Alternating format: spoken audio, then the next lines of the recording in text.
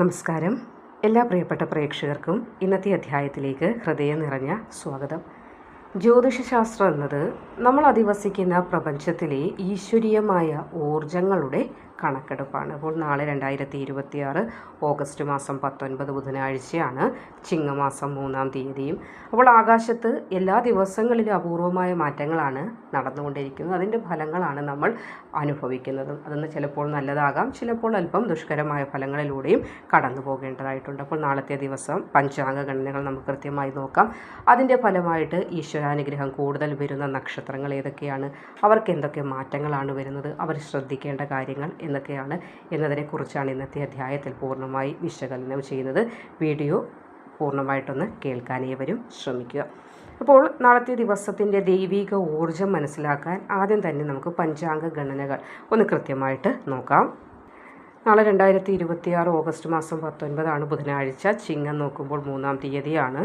അപ്പോൾ നാളെ പകൽ മുഴുവൻ ശുക്ലപക്ഷത്തിലെ സപ്തമി തിഥിയാണ് വരുന്നത്. വൈകുന്നേരം ഒരു 7:20 വരെ ഇത് തന്നെയായിരിക്കും തുടരുന്നത്. ശേഷമായിരിക്കും അഷ്ടമി തിഥിയുടെ ആരംഭം കുറിക്കുന്നത്.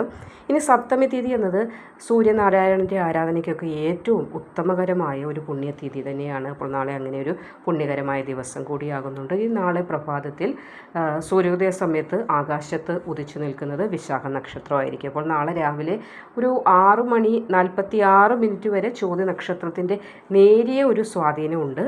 എന്നാലും നാളത്തെ പകൽ മുഴുവൻ ഭരിക്കുന്നത് വിശാഖ നക്ഷത്രമായിരിക്കും. അപ്പോൾ ഈ വിശാഖ നക്ഷത്രത്തിൻ്റെ സ്വാധീനം അടുത്ത ദിവസം ഒരു 9:08 വരെ നീണ്ടു നിൽക്കും. അപ്പോൾ വിശാഖ നക്ഷത്രത്തിൻ്റെ അധിപൻ എന്ന് പറയുന്നത് നമ്മുടെ വ്യാഴമാണ്, ദേവഗുരുവായ വ്യാഴമാണ്. അതിനാൽ തന്നെ നാളത്തെ ദിവസത്തിന് അറിയാമല്ലോ, വളരെയധികം ജ്ഞാനവും ഈശ്വര ചൈതന്യവും കൂടുതലുള്ളൊരു ദിവസമായിരിക്കും. ബുധനാഴ്ചയാണ്. രാഹുകാലം 12:24 മുതൽ ഉച്ചയ്ക്ക് 2:02 വരെയായിരിക്കും. അപ്പോൾ ഈ ഒരു രാഹുകാല സമയം അതീവ ജാഗ്രത പുലർത്തേണ്ട സമയമാണ്.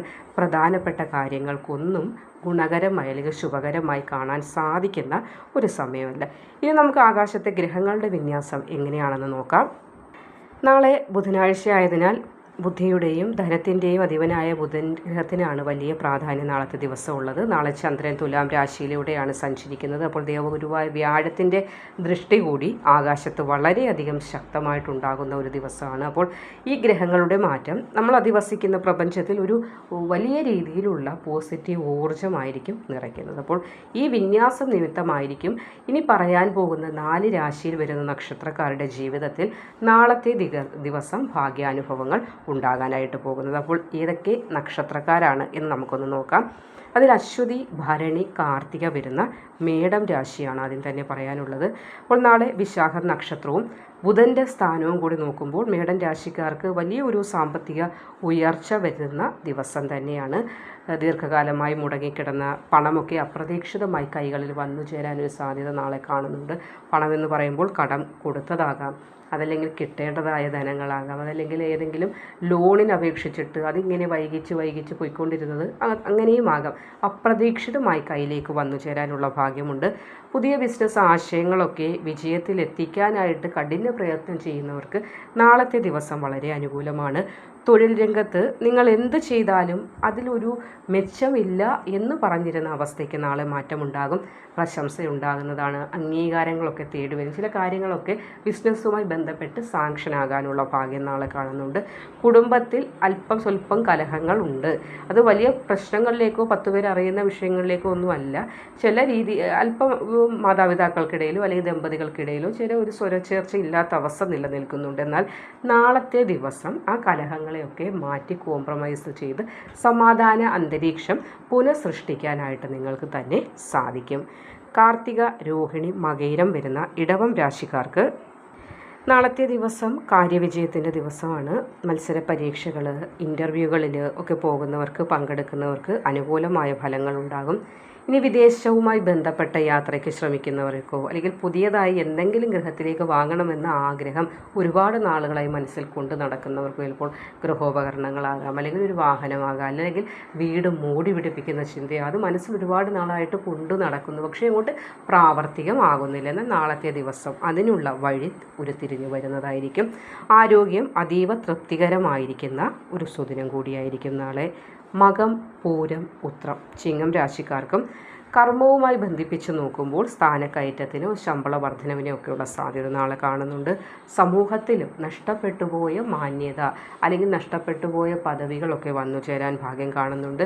കടബാധ്യത കാരണം വളരെയേറെ ബുദ്ധിമുട്ടിക്കൊണ്ടിരുന്ന ആളുകൾക്ക് അത് തീർപ്പാക്കാനുള്ള ചില സാമ്പത്തിക സ്രോതസ്സുകൾ വന്നു ചേരുന്നതാണ്. അപ്പോൾ ഈ ഇതിനോടകം തന്നെ നിങ്ങൾ ലോണിനോ ഏതെങ്കിലും ശ്രമിച്ചിട്ട് അത് മുടങ്ങിയിരിക്കുകയാണെങ്കിൽ അതുമായി ബന്ധപ്പെട്ട ചില ശുഭവാർത്തകളൊക്കെ കേൾക്കാനും ഒക്കെയുള്ള സാധ്യതകൾ നാളെ ഉണ്ടാകും.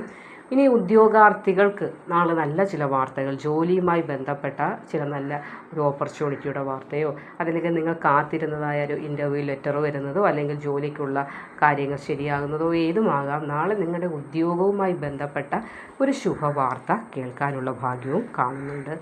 മൂലം, പൂരാടം, ഉത്രാടം ധനുരാശിക്കാർക്കും വലിയ ഭാഗ്യം അനുഭവത്തിൽ വരുന്ന ഒരു ദിവസം തന്നെയാണ് നാളെ. ഭാഗ്യാനുഭവങ്ങൾ തേടി വരും എന്ന് തന്നെയാണ് പറയാനുള്ളത്.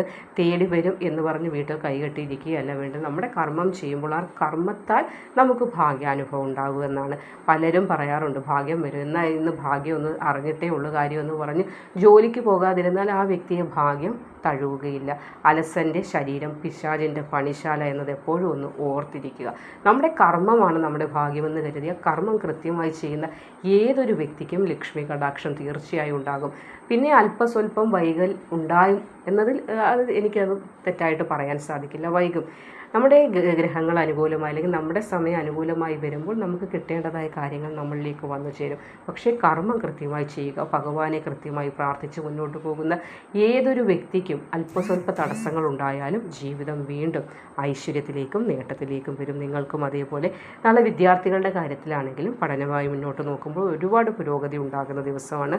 കേസ് പ്രശ്നങ്ങൾ എന്തെങ്കിലും വസ്തുവകകളുമായി ബന്ധപ്പെട്ടോ അയൽവാസി തർക്കമോ അങ്ങനെ കേസ് പ്രശ്നങ്ങൾ എന്തെങ്കിലും നിലവിലുള്ളവർക്കാണെങ്കിലും അനുകൂലമായ വിധി സമ്പാദിക്കുക എന്നതാണല്ലോ ഇപ്പോഴത്തെ നിങ്ങളുടെ വലിയൊരു കടമ്പ. അതിന് നാളെ എന്തെങ്കിലും തടസ്സങ്ങൾ ഉണ്ടെങ്കിലൊക്കെ മാറുന്ന ദിവസമാണ്.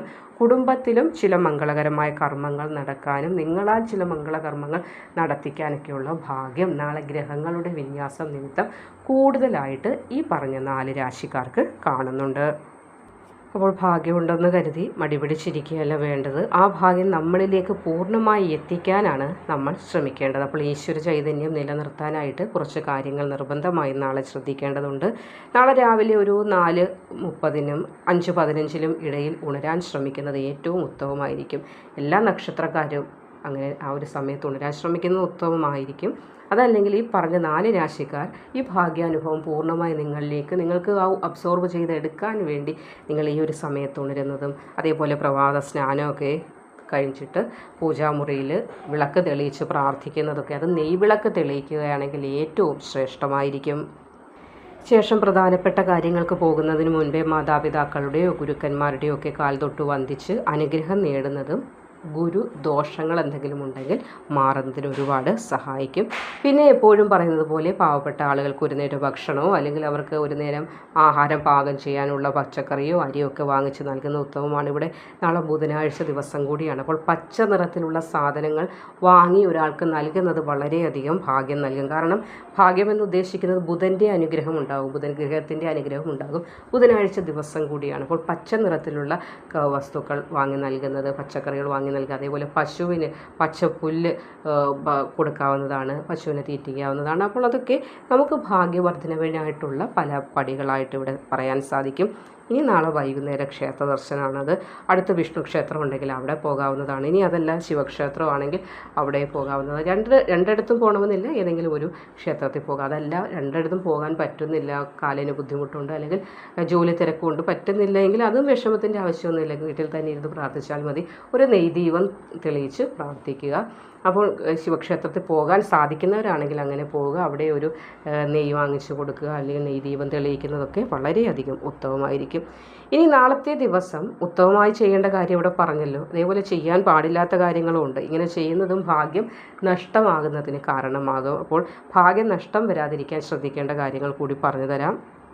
നാളെ പകൽ ഒരു 12:24 മുതൽ ഒരു 2:02 വരെയുള്ളൊരു സമയം വർജിക്കേണ്ട സമയമാണ്. ഒരു കാരണവശാലും കരാറുകളിൽ ഒപ്പുവയ്ക്കാനോ പുതിയ ഒരു പ്രധാനപ്പെട്ട കാര്യങ്ങൾക്ക് ഉപയോഗിക്കരുത്. പണം കടം കൊടുക്കാനാകല്ലേ, അല്ലെങ്കിൽ കടം വാങ്ങിക്കാനാകട്ടെ, ഏത് ശുഭകാര്യത്തിനും ഉപയോഗിക്കാതിരിക്കുന്നതായിരിക്കും ഏറ്റവും ഉത്തമം. പിന്നീട് ആ ഒരു സമയത്തിന് അല്ലെങ്കിൽ ആ ഒരു സമയം നമുക്ക് ഭാവിയിൽ വില്ലനായി വരാനുള്ള കാരണമാകുന്നുണ്ട്. കാരണം രാഹുകാല സമയം കൂടിയാണ്, വർജിക്കേണ്ട സമയമാണ്. നാളത്തെ ദിവസം ഈ പറഞ്ഞ രാശിക്കാർ കറുത്ത വസ്ത്രങ്ങൾ ഉപയോഗിക്കാതിരിക്കുക. മഞ്ഞ, വെള്ള അല്ലെങ്കിൽ ഇളം പച്ച നിറത്തിലുള്ള വസ്ത്രങ്ങൾ ഒരുപാട് പോസിറ്റീവ് ഊർജ്ജം നിങ്ങളിലേക്ക് വന്നു ചേരുന്നതിന് സഹായിക്കും. നാളത്തെ ദിവസം പെണ്ണ് കാണാൻ ചടങ്ങുള്ളവരോ അല്ലെങ്കിൽ നാളെ പ്രധാന കാര്യങ്ങൾക്ക് പോകുന്നവരോ ഒക്കെ ആണെങ്കിൽ ഇളം മഞ്ഞ നിറം ഉപയോഗിക്കാം. അതേപോലെ വെള്ള നിറം ഉപയോഗിക്കാം. അതല്ലെങ്കിൽ ഇളം പച്ച നിറമൊക്കെ നിങ്ങൾക്ക് പോകുന്ന കാര്യം ശുഭകരമായി അല്ലെങ്കിൽ പോസിറ്റീവ് ഊർജ്ജം നിങ്ങളിലേക്ക് വന്നു ചേരുന്നതിന് ഒരുപാട് സഹായകമാകും.